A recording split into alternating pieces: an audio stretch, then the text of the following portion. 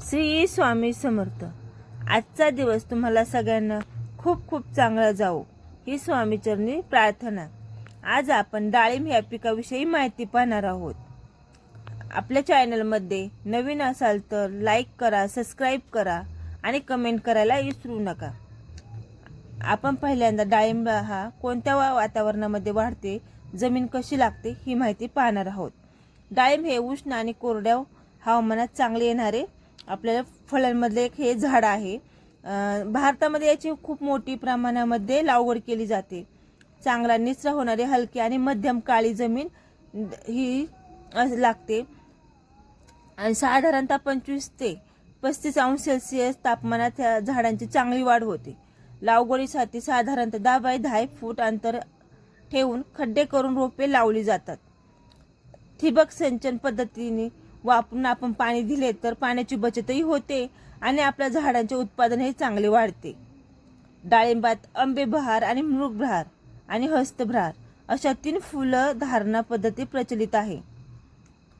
लागवडीनंतर 2 ते 3 वर्षांनी उत्पादन सुरू होते आणि योग्य व्यवस्थापन केल्यास एका झाडापासून 15 ते 20 किलो फळे मिळू शकतात। कीड व रोग नियंत्रणासाठी वेळेवर फवारणी करणे आवश्यक असते। तर आपण त्याची फवारणीविषयी माहिती पाहणार आहोत। डाळिंब पिकात फवारणी ही योग्य वेळी आणि योग्य औषधांनी करणे खूप महत्त्वाचे असते। झाडांवर फुले येण्यासाठी आणि फळधारणा झाल्यावर कीड रोगाचा प्रादुर्भाव जास्त होतो। पांढरी माशी, फळ पोखरणीची आळी आणि तेलकट डाग हे मुख्य धोके असतात। फुलवऱ्याच्या आधी 15 ते 20 दिवसांनी प्रतिबंधात्मक फवारणी करावी। तेले आणि पांढरी माशी दिसल्यास इमिडाक्लोप्रिड आणि किंवा थायमेथोमॅक्स सारखी कीटकनाशके शिफारसीनुसार वापरावी। फळ पोखरणारी आळी दिसल्यास स्पिनोडेक्स किंवा एमामेक्टिक बेक्झाएट फवारावेत। तेलकट डाग रोग टाळण्यासाठी कॉपर ऑक्सीक्लोराइड किंवा स्ट्रेप्टोसाइक्लिन मिश्रणाची फवारणी करावी। फवारणी करताना सकाळी लवकर किंवा संध्याकाळी करावी। वाऱ्याचा वेग कमी असावा आणि पावसाची शक्यता नसावी। औषधाचे प्रमाण आपण कृषी अधिकारी किंवा आपण जिथून दुकानातून घेतो औषधं त्यांच्या सल्ल्यानेच आपण औषधे वापरावी।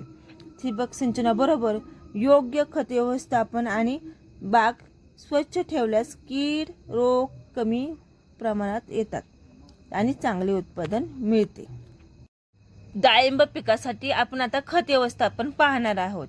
डाळिंब पिकात चांगले उत्पादन मिळण्यासाठी सेंद्रिय आणि रासायनिक खतांचा समतोल वापर करणे आवश्यक आहे।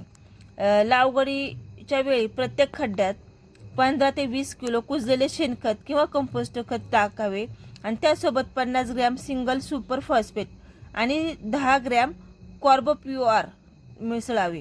1 ते 3 वर्षांच्या झाडासाठी वर्षाला साधारण 10 ते 15 किलो शेणखत आणि 250 ग्रॅम नत्र आणि 125 ग्रॅम स्फुरद आणि 125 ग्रॅम पालाश असे मोठ्या फळझाडांचा वापर करावे।